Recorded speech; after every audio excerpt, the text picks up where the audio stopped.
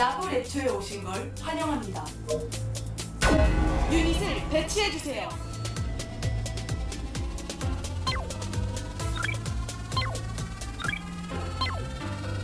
랍처가 오고 있습니다.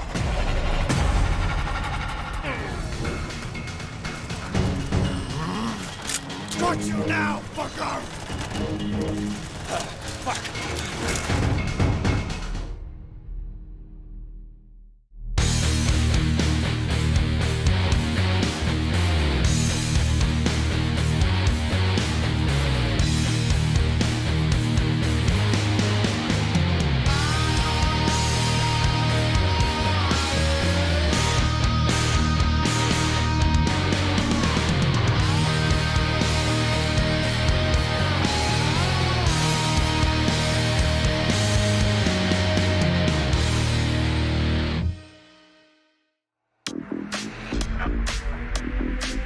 Everyone in this house comes from far and has a story to tell. I'm sure you both do, too.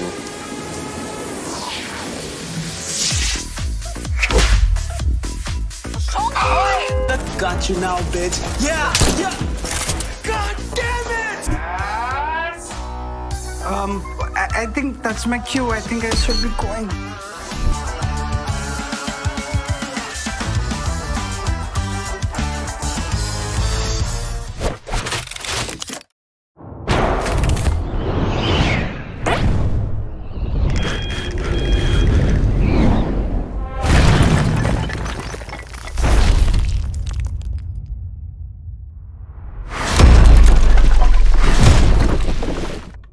Because I nagged? No, because you're more focused on your career than on us. I need a wife who's gonna be there to make dinner for me every night, who's gonna show up and look pretty at my events.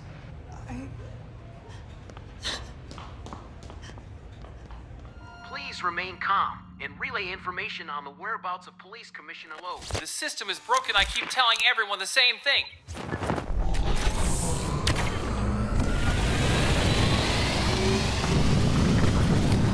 Systems ready, sir.